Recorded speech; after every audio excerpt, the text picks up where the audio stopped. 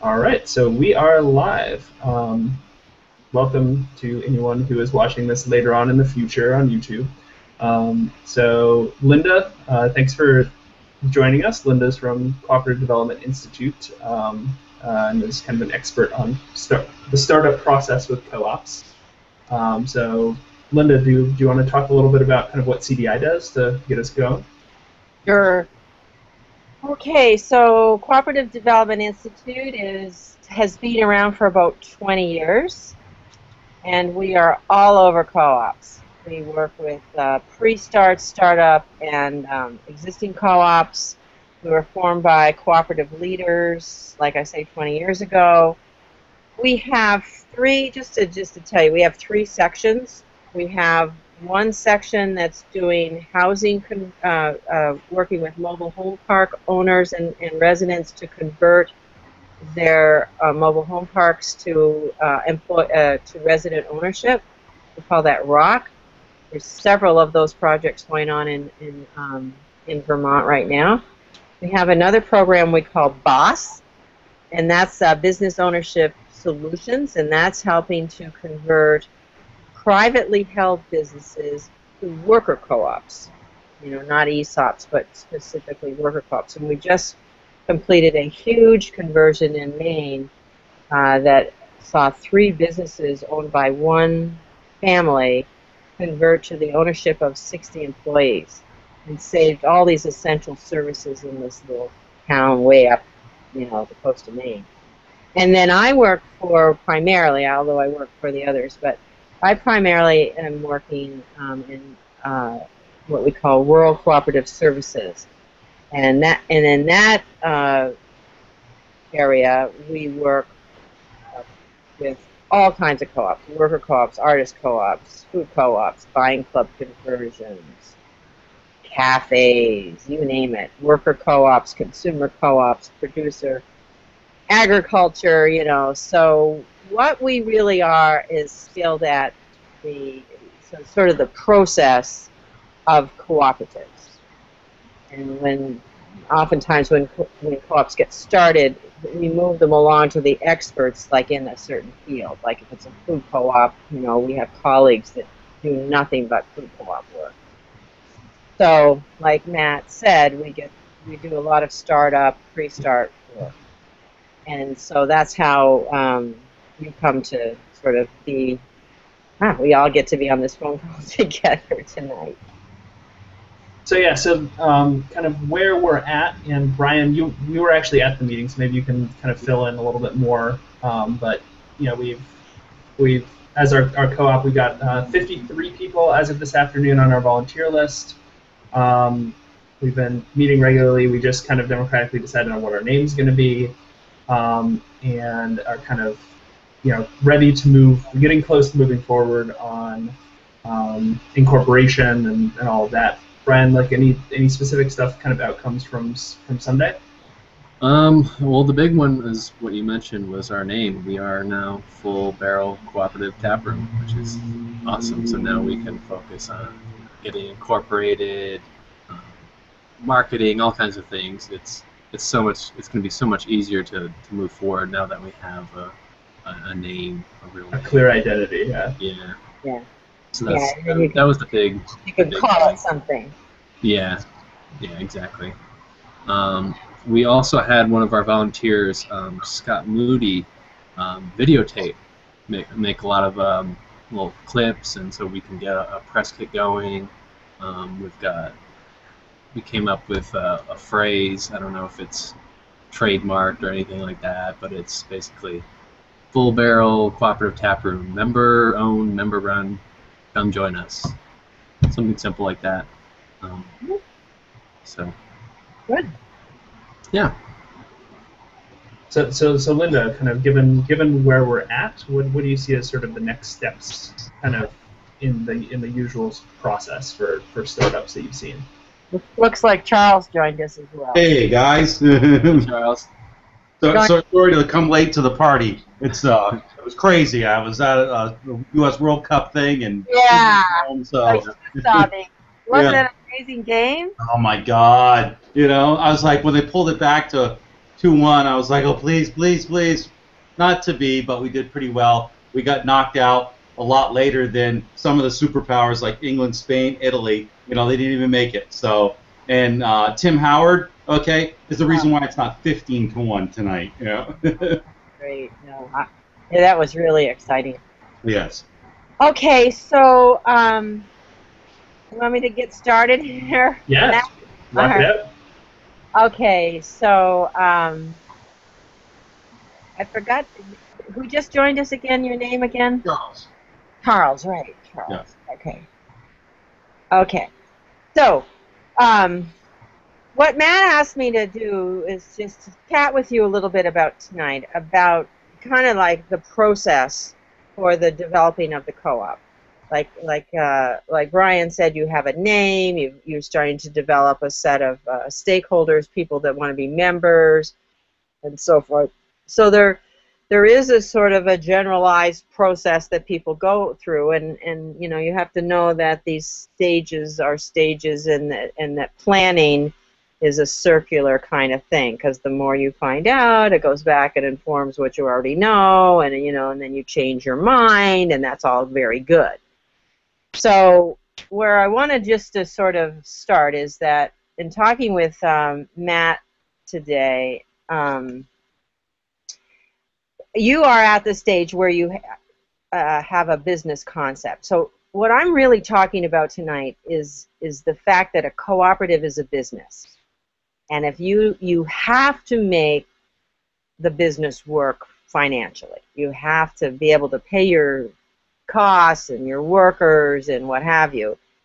If you can't make the business viable economically, you can't do all the other wonderful things you want to do. Have beer, develop communities, start other co-ops, and sort of like that.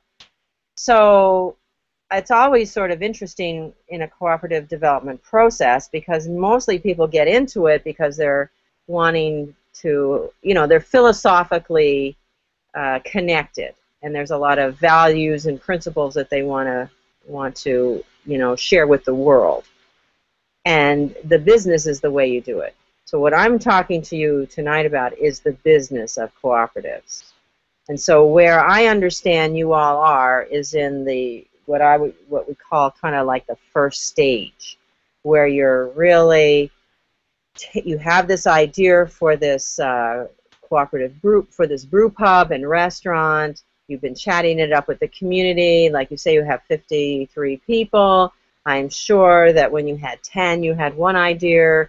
As you added a few more, you had a few more ideas. As you added a few more, and this is what it's going to be, is sort of this melting pot of ideas about how to do this business, not how to do the cooperative part of it, but how to actually run a restaurant and a brewery and that sort of thing. And that's where you have to put your attention to. Now, that's not to say that you don't always also put your attention on building membership and all of that stuff. So this is why having 50 people, of which probably you may find 10 or 20 that are really going to do a lot of the organizational kind of work. Think of it like as a big funnel, where you're going to have lots of people, and then you're going to have this really core group that's going to be really, let's face it, doing most of the work. It's just the way it works. That's the way anything is, and cooperatives aren't any different. So you are happy as you grow your cooperative. You don't get unhappy if you get to be 100 and only like 30 people are working. Okay, the measure of success is getting this thing organized and engaging people how they will, because people participate in things in all different ways. So if you had 50 people, maybe 30 of them are running their networks, bringing people in. That's valuable. And then you got somebody that's really good with research, and that's valuable. Somebody that's really good with graphics and marketing, that's valuable. So everything that everybody brings is valuable and needs to be honored. You don't all do the same stuff. It's not a collective in that way. So in the business process then, you are like kind of in the first stage, where you are you know, I'm sure you had this idea and you've been toying with it and it's growing and it's changing and it's growing, and now you sort of are at a place where you have a fairly solid idea, a concept for your business. I know that you've talked to Black Star, and as I was pulling stuff out of Matt today, it sounds like, you know, you're going to have this restaurant. It might seat about 100 people. You might have, you know, 4 or 6 kind of barrels or tanks. So you see you have, you know, some structure. And so now that you have that structure and you can kind of talk about the idea, you are ready now to move into the next phase, which I feel is the most critical, and that's feasibility assessment. So after you formulate the feasibility part of it is where you really do really in-depth analysis of your idea. And that analysis begins to inform and develop and expand and enhance and possibly change your idea. So the feasibility is trying to figure out, how do we take this idea with all of our goals and expectations and come up with a business idea, concept, or plan, you know, proposal that's going to be financially successful. It's going to have enough members, it's going to generate enough cash flow that infers has a big enough market, it's going to be able to deal with the competition, is going to be able to deal with the technology and so forth. So that's where you are. This feasibility, if you do your feasibility well and deep, the business plan is a piece of cake, because that's the how. And many groups jump right to the how, without making sure that they can do it, you know. So like figuring out how to do something is different from figuring out what's feasible to do. You following me? You with me? Okay, and that's sort of the difference. So that's the difference. So you're in that feasibility stage, and it's a wonderfully chaotic kind of place to be, because you're researching, you're bringing in ideas, you're discussing them, you're picking out the good ones, you know. So to the degree that you all can take this on is how you can develop something that's really effective. So, so any questions right there? Sure. Lynda,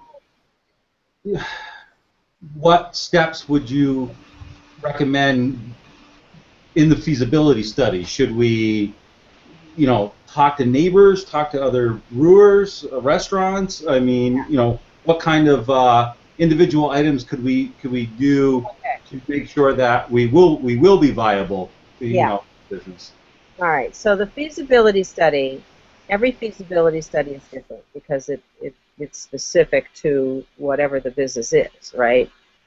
And, you know, if I was going to do a feasibility study of an agricultural marketing study, it wouldn't be the same thing as a restaurant brew pub. You know what I mean? But they basically have the same elements.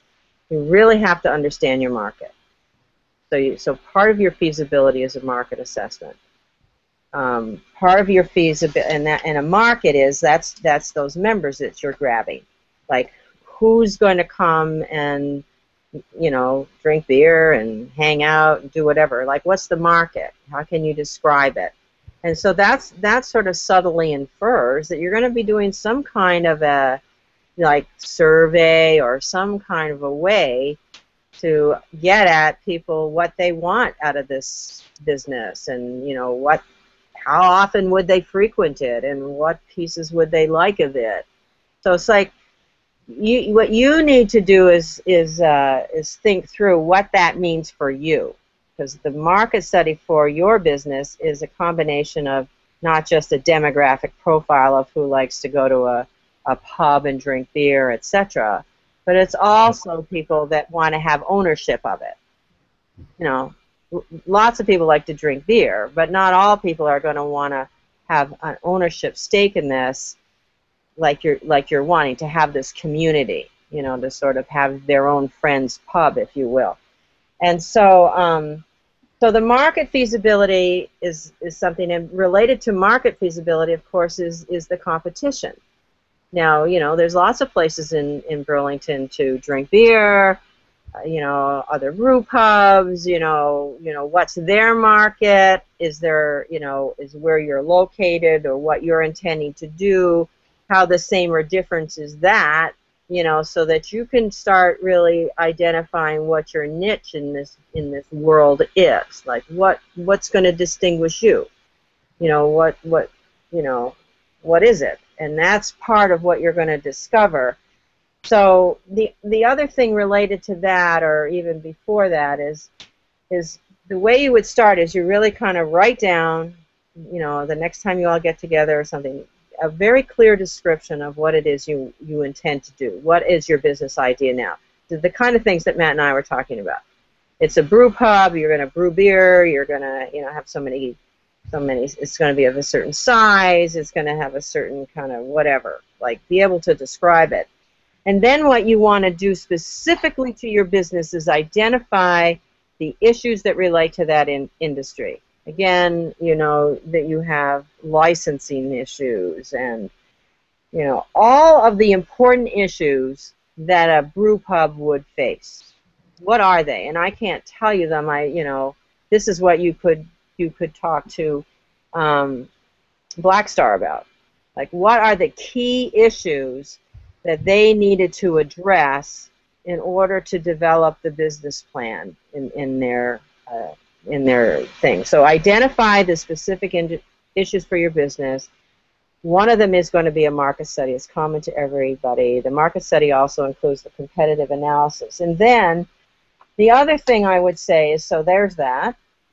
And what the potential is, you're going to have to do sales projections, like, it's a restaurant. You're kind of going to have to go to the restaurant industry.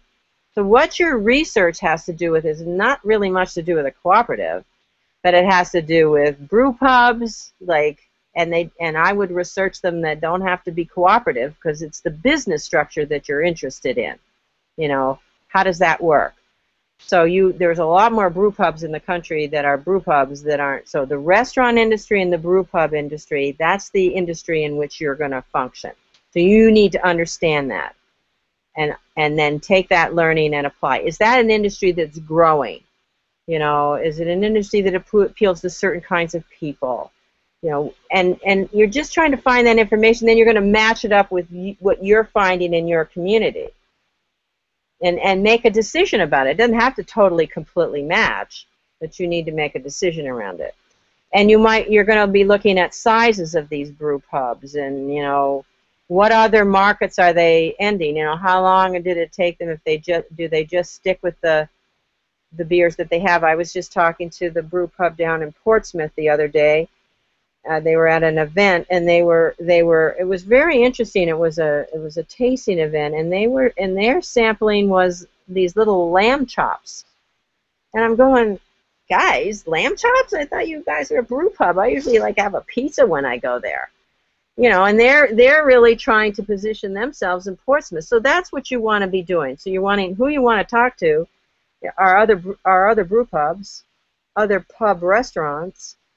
A restaurant, you're going to find, the restaurant industry is a very scary industry, eh? There's more restaurants fail than any other. So you're going into a risky business. So you want to learn as much about that business as possible. So then that's a big chunk of it. Then another big chunk of the feasibility study is the technical feasibility. And this gets to your brewery. You're going to have a brewer. How common are brewers? Where do you find them? Where are you going to get the ingredients? What's the scale of that? All of that. It's the detail of the business is what you have to find out. So we're going to have a brew pub. We're going to, what's it take to produce? I don't know when you said you're going to have 4 to 6 tanks. I don't know how big those are, or how much volume's in them. But if you're going to produce X volume per tank, how long does it take to drink all that before another one comes in? And then, all the costs associated with that. You follow me? So that's what you're doing. You're getting down at the fun. And to me, it's the fun stuff. Like, oh wow, how do I do this? Where am I going to source these ingredients? That would be another thing, you know. And that you can see is leading you to cost. So what is the cost associated with making a, you know, X gallons versus this gallon versus this gallon, and that of course leads you to equipment and facility. So it's the technology of making the beer, and once that's organized, you move into the facility, and then you can see all of this is going to your capital requirements, because you're, you know, doing two things. You're doing a restaurant and you're doing this production center. And then when you get through all that, you're going to think, well, what kind of a place would we need to put these all in one space? You know, are we going to see the tanks? What are we doing? Are we going to do co-packing for others, you know, if somebody else wants? Are we going to sell this? So the bottom line is, once you figure out all of those costs and your market and everything, trust me, you will come out to a bottom line where you're going to be able to see, okay, we can generate enough people that have an average check of $15, and we're going to have so many of them, and it'll be seasonal, you know, maybe there'll be more in the winter, you know, that all that stuff. It's the business. That's what the feasibility is. And so you can see that if you do a really good job of that, the business plan's nothing. You've just basically taken all this research that you've done. And so what happens is, I said, stage one maybe is finding out the business concept. Step two, or stage two, is the feasibility assessment. And then you guys are going to make the famous go, no-go decision, you know, where you say, you know, this looks really good, or, you know, this doesn't look so good. So if it says, oh, this doesn't look so good, you've done all this work. You say, okay, what can we do to make it look so good? Because if you're a consumer co-op, you can't go out on the street and start asking people to give you money for a business that's not going to work. I mean, you have a huge responsibility there. And so that's what makes this the feasibility really critical.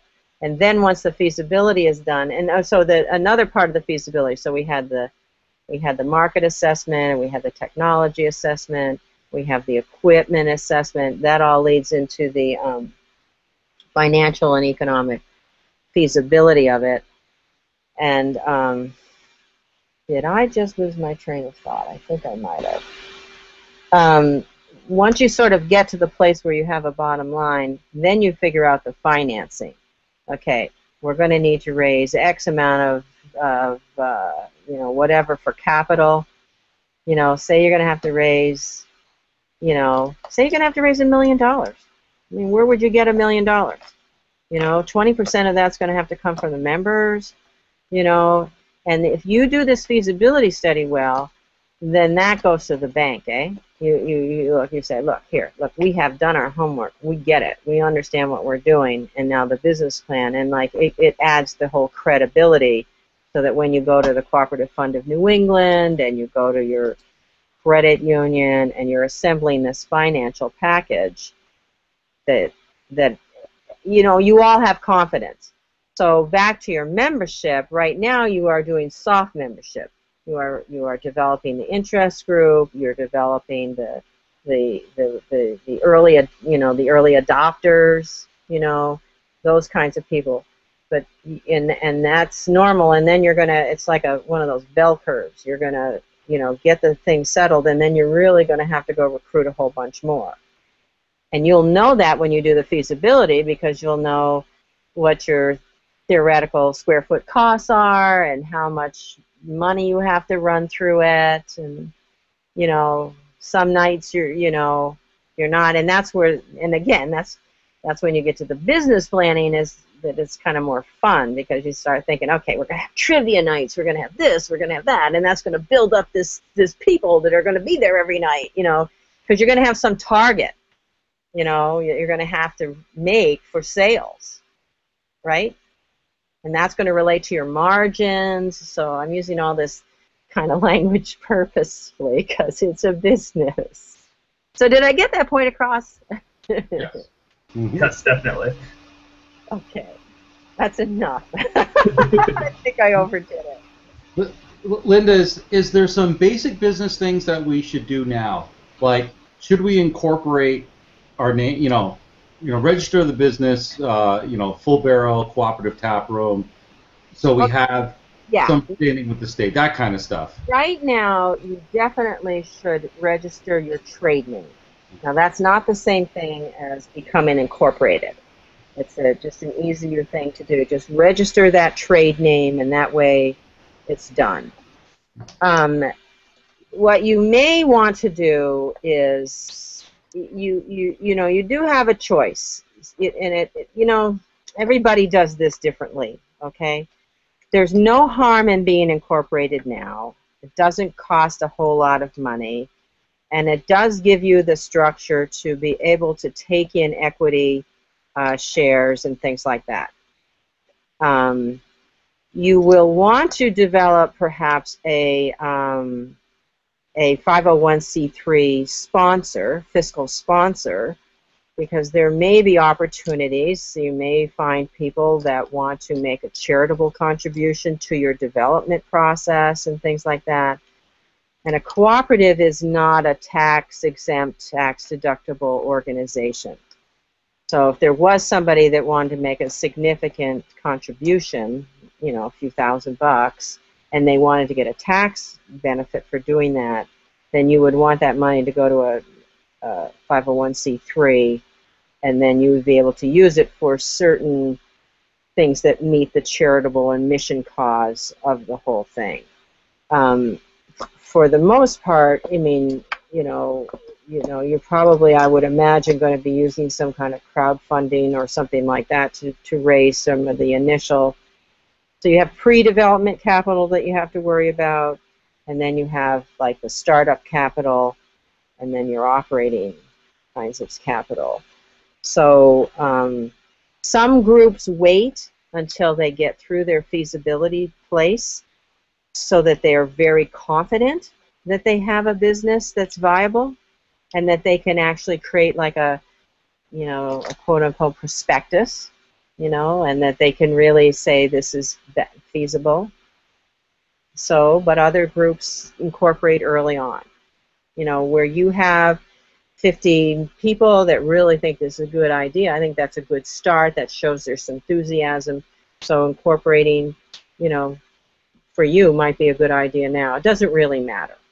You can do it now or you can do it later. But you're going to do it as soon as you make the go, no-go decision. That's certainly when you're going to do it. And because then you're going to be doing your business plan, and you're going to be getting ready to hire a manager or a brewmaster or whatever. So, I find that groups sometimes get kind of hung up on the incorporation and the bylaws and all of that sort of business. That's the least of your worries. But what your worry is to make sure you have a viable business concept. You have a fabulous idea. We know that it's worked, in Austin and places. And Austin's not, I've been to Austin. It's a real co-op fever place, But so is Burlington. I mean, you have, all the people that are at the city market as a potential market for this brew pub. You have the folks that live in the housing, the community housing. You have, the Vermont Land Trust housing that's right there in Burlington. Then you have, you have a lot of people in your area who are cooperators. All the people that are members of the Intervale Community Farm, they have several, 500 or 600 members. So you've got lots of connections to cooperatives. And so I think that the Black Star story is a good one for you guys. And that would be a story you'd want to share. Because, they're a several $million business now after 5 years maybe? I think they started in 2008-ish, 9-ish? They started organizing in 2006 and then opened in 2010. Yeah. Okay. So just since they've opened, look how they've grown. It's amazing. Now they're thinking of a second one, as you said. So, I think those stories tell you that this is definitely doable. Nobody should have any worry about that. But what you have to do is make sure your pathway will be different. And there's a lot of competition here in the Burlington and the Vermont. There's tons of breweries and, New Alchemy, and, I can just think of all the local beers, I think one of the things we got going for us is the fact that, not that I'm trying to sell you on the idea, but the fact that, Vermont is kind of this hotbed of, brewery, although that does begin to put a little bit of fear in the fact that they're kind of popping up like mushrooms right now, right? And is the area saturated with microbrews? But the other concept we have to go with it, like the restaurant side of it, I think is totally different, right? And nobody's doing that, which will be a positive for sure. I think the co-op side of things will be. Yeah, I agree. I think it's definitely an idea worth exploring. Right. So that's why I'm saying explore it in depth. Yeah. Where would you maybe recommend, besides, like, I was thinking either like LexisNexis or something like that, to acquire data on like how restaurants are doing in Burlington, that kind of thing. Sales figures, that kind of. I mean, because it's. You can get generic or national studies on the restaurant industry, especially. So the stuff you'd want to be pulling data on is the Eat Local and local in restaurants, the Chefs Collaborative things. You may want to have a chat with the Chefs Collaborative. So this is what I mean about sort of kind of coming up with your list. Where are the trends that are affecting you found? So the Eat Local thing, the growth of microbrews, the growth of community pubs and restaurants. So you sort of like finding your interest in. There is national data on that. Now, as far as specific data to Burlington, I don't know. But what I would do about that, some of the resources that you may want to pull in here is I would definitely have a conversation with the Small Business Development Center. You've got one there. They do what you have to do with the Small Business Development Center is have a nice chat and make sure that they understand that what a cooperative is. So sometimes people confuse cooperatives with 501c3s because a cooperative operates at cost and is sort of nonprofit, but it's like it's a business. It's not like a charitable organization. So SBDC they don't work with charitable organizations. They work with businesses. So there's some education that has to happen there. But they should, to me, their business counselors, I'm sure they've worked with lots of restaurants in the Burlington area, and I certainly would talk to them about who's the go-to person there. I don't know what UVM has in terms of a hospitality department, or the folks that run the folks that run the Culinary Institute So just start thinking to yourself, where do local chefs and restaurants Chamber of Commerce too. Yes, and just see. Now, I mean, I don't know. I mean, then you've got your core databases like the Commerce Department, the annual business census, business census information and all of that sort of thing. There's all kinds of studies and stuff around people's propensity to want and buy local. There's national stuff. So if you just did a Google search on all the different things, you'll find a lot. But I think you want to zoom into the Burlington market. So the other thing I would suggest is the Burlington has to have an economic development a department of some sort connected to your community planning and so forth. I know your mayor you've still got that same mayor, eh? He's an entrepreneurial type, right? Your mayor? Yeah, I think my guess would be it would be CEDO, the Community Economic Development Office. And Moreau has been pushing. So what you're going to do is you're going to, before you go talking to anybody, the first thing you're going to do is sort of create like an outline of the various issues that you want to study. And if you guys want to start on that list, I would be happy to review that with you. You know, you just need to start me off on what it is. I mean, I'm sharing with you what I would suggest you do, but you know, come up with a list of things that you would have to look at in order to really understand and really with a straight face be able to say, yeah, this is a go. This is going to work. You know, I mean, we believe it's going to work, we think it's going to work, but the thing is you have to quantify that it's going to work. You know, and otherwise you don't know. You don't even know how many members you need. You know, like, you know, when we do this with food co-ops, you know, we come down to the bottom line and we go, you know what? You're going to need, depending on the community, you know, 500 members. You're going to need 1,000. Some communities do. It depends, you know. And who's going to make all those cups? You're going to hang up the cups.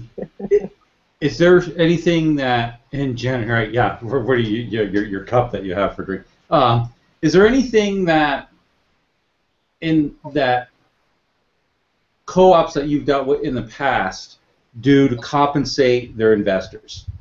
Is there something standard? Well, no, because in this, well, what you can do is this. You know, again, you can't, you don't want to have this discussion till you go through to the, you get to your proverbial bottom line, and you know how much capital that you need, and you can start thinking about where we're going to get it. Now, what you can do is, so with a cooperative, it's one member, one share, one member, one vote. But you can also have in a cooperative preferred shares, which are, you know, interest-bearing. Low interest usually, but if you wanted to have investors, but you need to think this through before you go do this.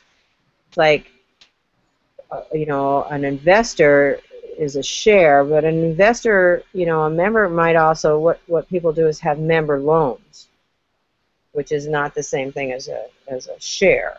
So if you're a member and you really believe in this, you may loan the co-op $10,000 with an expectation of a modest return or whatever, which is similar to a share.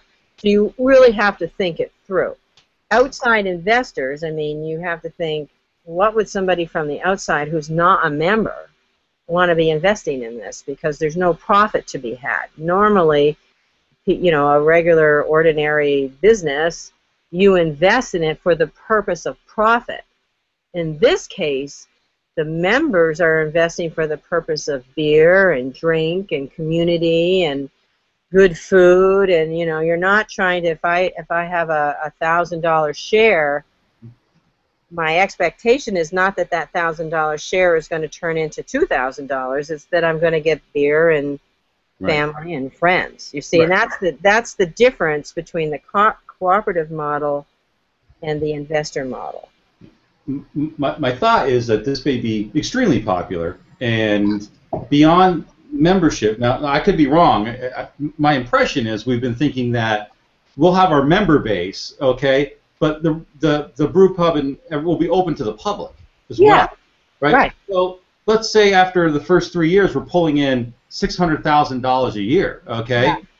You know, I love my neighbor just as much as the next guy does, okay? But I don't want to be giving out 50-cent beers, okay? Because we're just, you know, like, we just need to break even, all right? And we can, like, you know, charge so little because, you know, I want to take that money and either open another place or I want to give it back to the share members, right? And if that means everybody gets a check for $200 that day. I mean, and that's what patronage is. Yeah. People, what you're going to want to do is convert.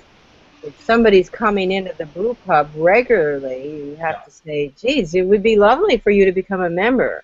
Right. Because what happens at the end of the year, if you do make money, if you do, we don't call it profit, we call it surplus.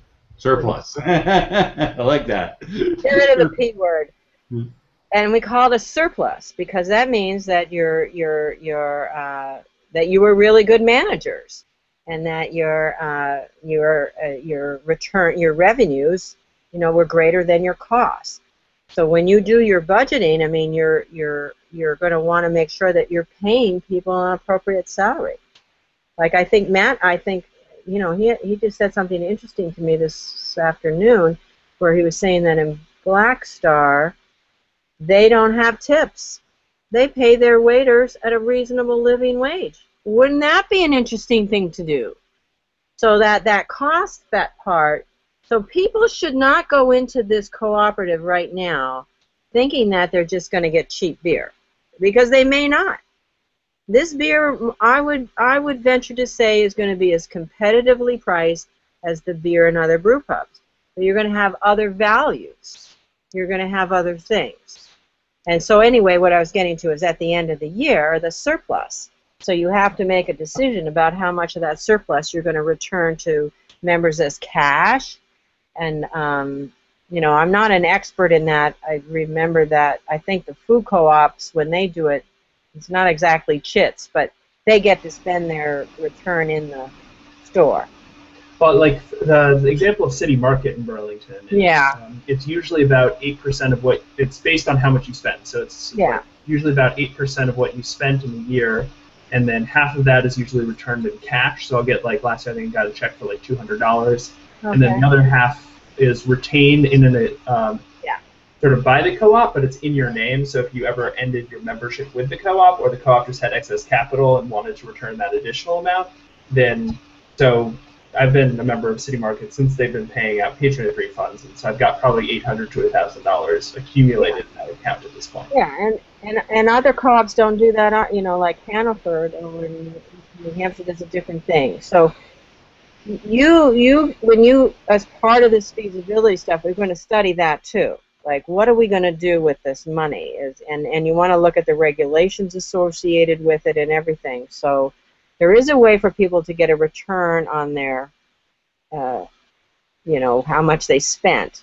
But you're going to, you know, you're in this fine balance area where you want to make sure you're charging enough to cover all your costs, and the you know, stuff happens, stuff breaks. You know, things happen, you know, so you've got to, that's why you have to have this business model. And then, you know, and you can do innovative things. I mean, you know, you can have, you know, I mean, there's just so many ways to do this. You know, that's a whole kind of conversation just about equity and how you would do it.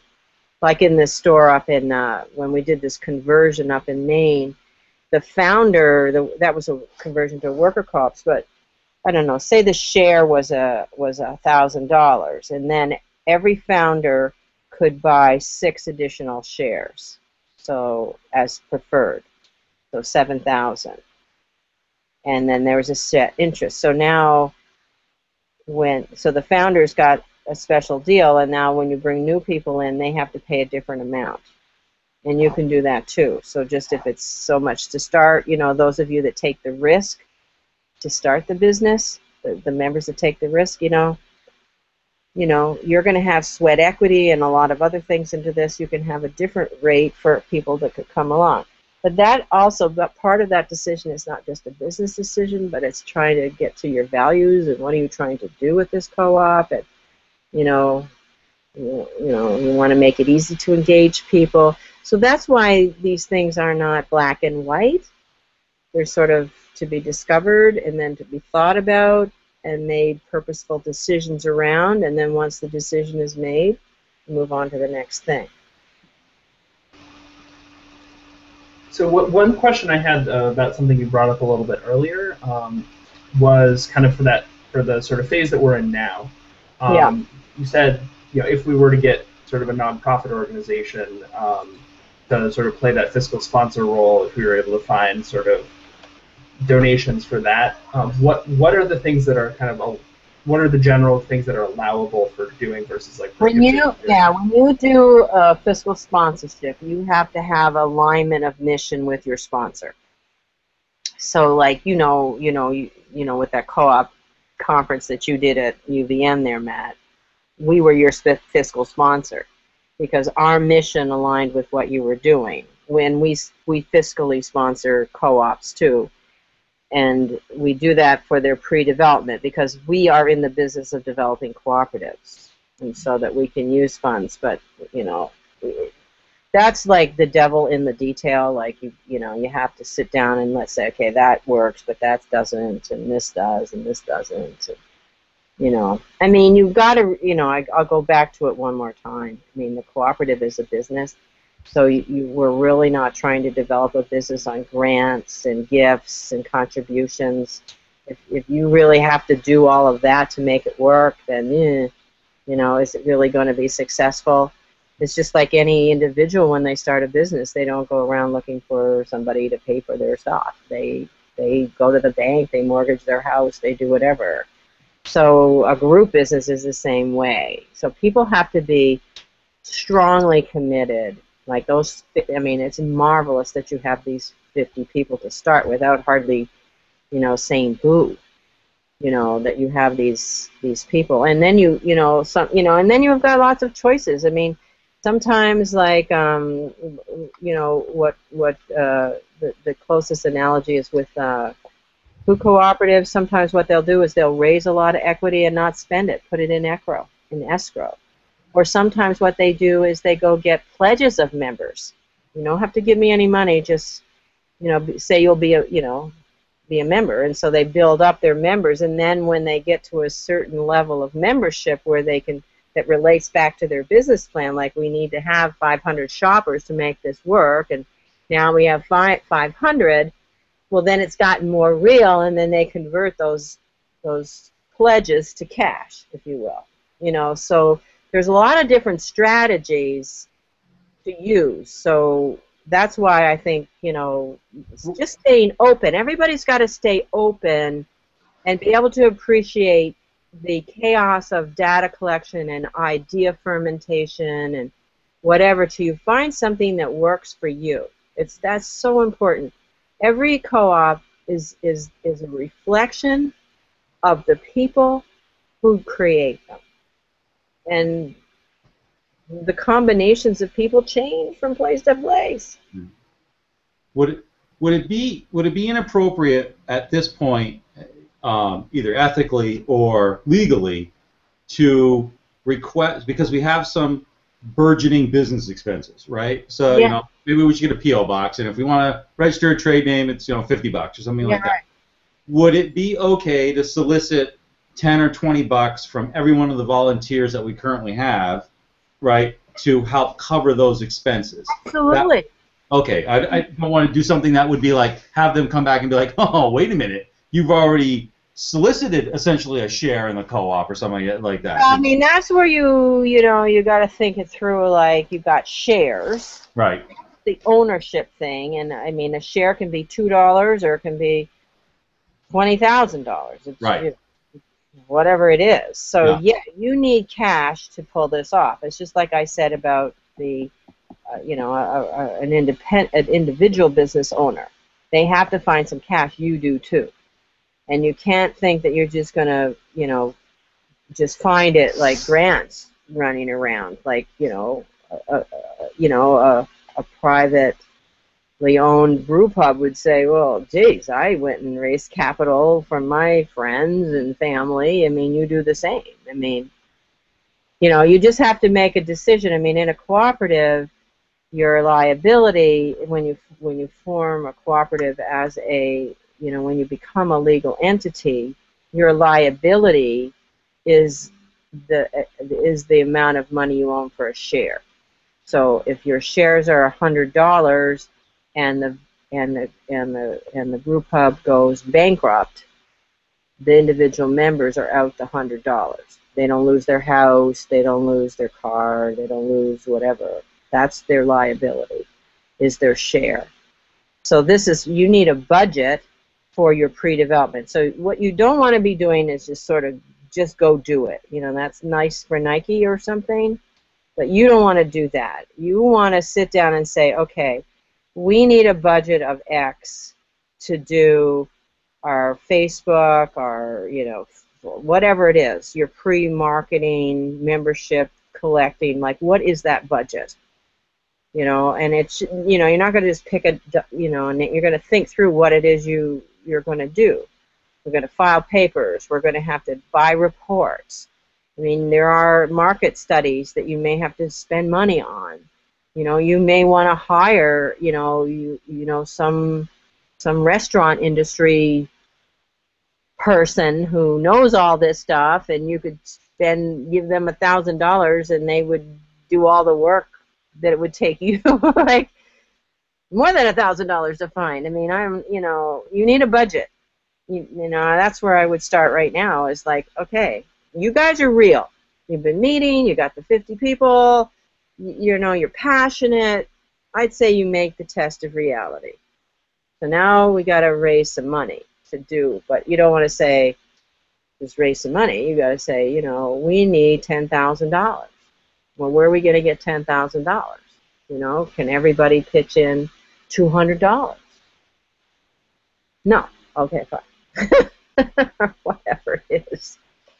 You know, just keep saying to your folks, this is a business, buddies. We're gonna, and it'll end up, you know, we're all gonna benefit in the end. But we can't expect that without our sweat equity and without a few bucks to get there. It's just not gonna happen.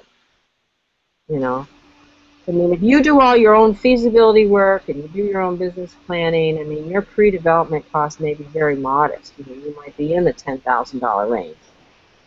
You know, I mean, a market study and business planning, you know, can cost you $25,000 to $50,000 if you went and hire somebody to do it. But if you have that competency within your group, or go find people, see, that's the thing. You got this network, you know, so you need somebody that knows economics. You need somebody, you know, just say, who knows somebody that, you know, has known this. Which brings me to this, to one thing I wanted to remember to say to you. Have you ever heard of Jonah Fertig? Matt, have you ever run into Jonah? No, I don't think so.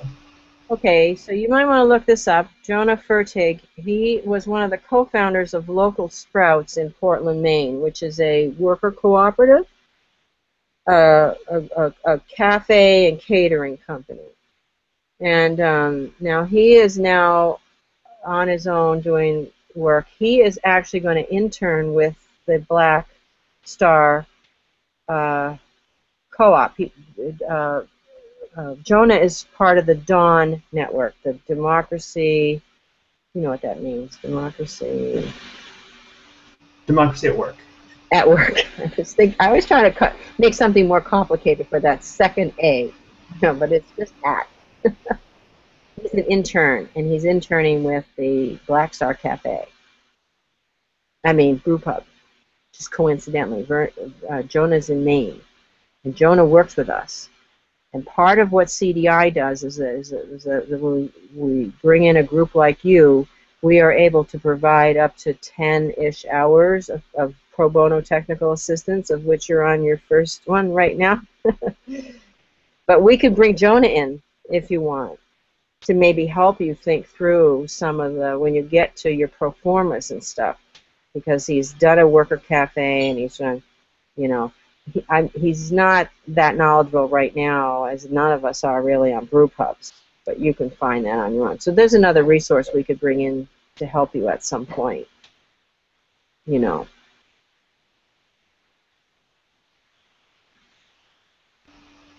Awesome. Have we beat this up yet? Yeah, I feel like I've got a whole lot is way more clear for me. Does anyone else have any other questions? Yeah. Brian, you've been awfully quiet. I'm just a sponge soaking it all in, taking notes. Got my notes down. Have we discouraged you from doing this, or you're still on board? I'm still in. I'm still in. Okay. Okay. I had I don't know if it's I guess it's a question for you, Lynda. You talked about how we need to have a feasibility assessment. We have to figure out, you know, how what do we need to pay for, how we're going to pay for it, and all that. In your experience working with cooperatives, there's obviously going to be a challenge doing that with a group of people who are trying to make these decisions democratically. Do you have a lot? I mean, obviously you have a lot of experience with that. Do you have any advice for us on how to try to get things going quickly without Yeah, Can't down too I think what you much. yeah, I think what you probably want to be doing, you're probably at the point. Typically, what we do with, what groups do is form like a steering group. So you have like 50 odd interested members, and of them, you are going to have a subset of people who are willing to be decision makers.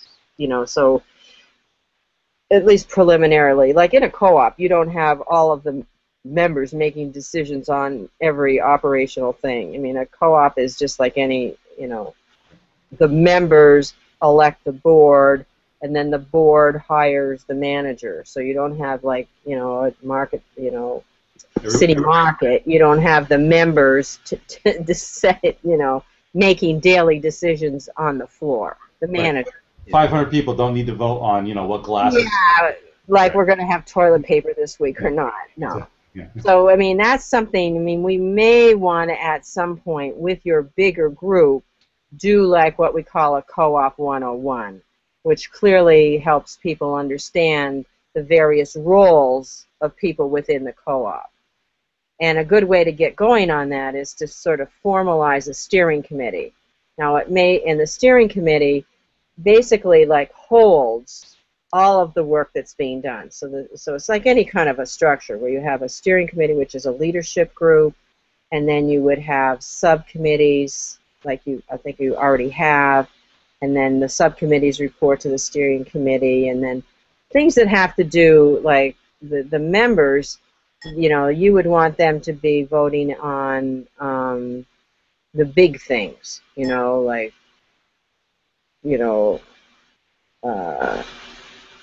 I don't know, strategic plans and things like that.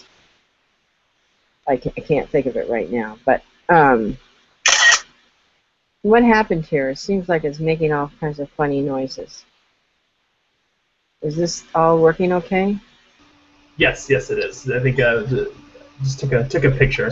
Yeah, I did. I took a picture for Prosperity. I didn't know it screwed with the system that much. I apologize, guys. I was wondering what was going on. This is the kind of stuff. I'm very historical in life, right? I love history. I read all about it, and these are the kind of things that I'd be like 20 years from now. You should, Mark, but what we haven't talked about really is structuring your organization now for productivity.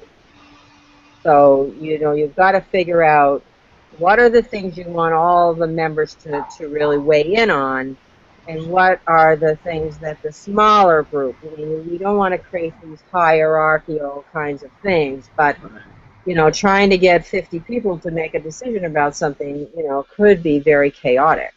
I don't mind having chaos. It took us only 4 rounds of voting to get to the next. That's perfect. You're a good group. And I think you need to do this to build a community. So you're really walking this line between the building of the community, engaging, you don't want to put a lot of bureaucratic structure, but you have to have enough structure so you're moving forward. And so people are delegating. You don't have to have everybody doing everything. Some people can work on this, and some in marketing, and some people can work on, the whole brewery. You can have one like subgroup that's really hot on the, you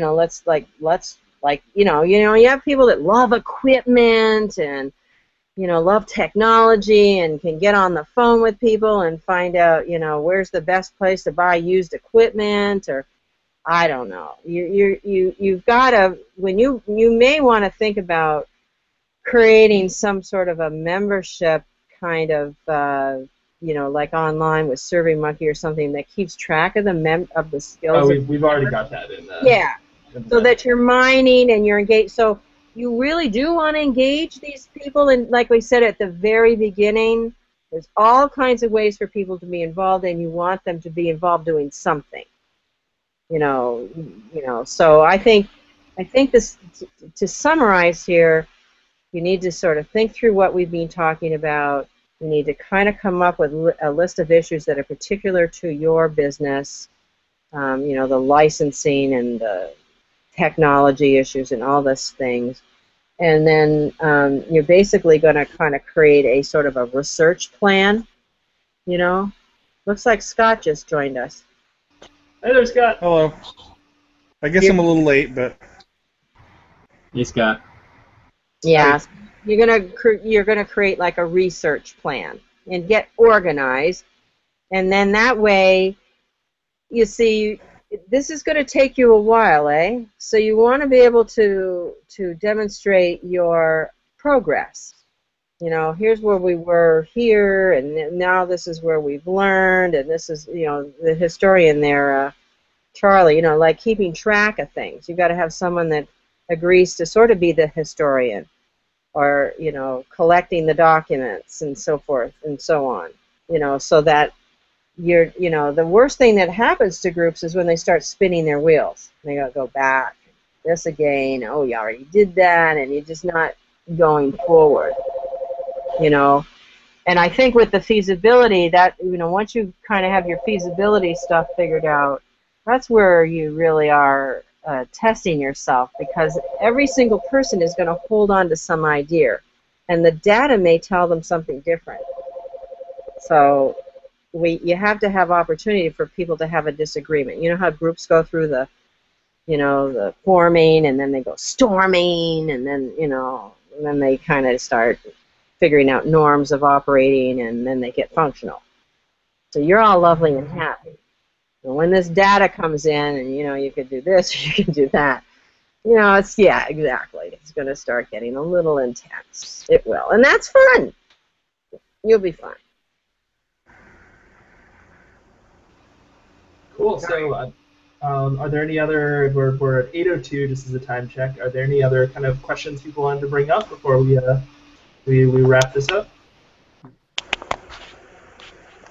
I'm okay. I very informative tonight. You know, I think we've got a lot of work ahead of us, but it's very encouraging. But by all means. Well, and so Lynda, just one thing I'm thinking. You mentioned the idea of doing like a little co-ops 101 thing, and I think probably at like one of our monthly brew barbecue meetings would be the optimal time to do that. So maybe we can follow up after the call about. Yeah, because I do get to Burlington, you know, because I have that project I'm working on there, and you know, so I mean, I could let you know when I'm going to be in town again, or you could tell me when you're meeting, and maybe I could coordinate it, because I do have to make another trip at some point. So what I would suggest you do is just think about what we've talked about, and then maybe meet in a smaller little group to kind of come up with your feasibility research plan. Like, what do we need to, and how we're, sort of, here's what we need to look at on one list, and then you make another list of where we're going to find the information. And that gets to what Charlie was saying about LexisNexis or Commerce People or whatever. So you have the thing that says market research, so we're going to do a survey, how are we going to do that? And really, I would think about, really, these 50 people you have, you know, really touch networks. You know, a cooperative is a network engaging process.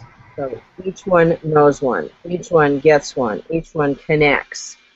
So this is why what I think it was Brian was saying before about kind of getting your name, getting some information, and then making all of your members that you have now missionaries or advocates. You know, like, you take this and you go find 3 other people in your circle of friends, or 5 other people in your circle of friends that think this is a good idea, and drive them to your Facebook page. And then each one of them goes and gets their networks. Just like I was saying, you know, I've got 2 nephews in town. They live one lives in the North End and one lives downtown. They both drink beer. One of them makes beer. They should know you. I should use my network. I should do what I'm saying. But I mean, that's what your group could do now. And can you just imagine exponentially how you get that 50 turned into 75, into 100, into whatever? Now, certainly they're not all members at this point, but they're all people that you are communicating with and are, you know, are beginning to have some touch with you. Okay. Cool. All right. Well, I'm gonna stop the broadcast now. Right. So this should be viewable on YouTube when we are done. But thank you so much, Lynda, for taking the time. And yes, let's I'm Figure out very, next steps. I'm very enthusiastic, and maybe we'll figure out how to get paid in beer or something.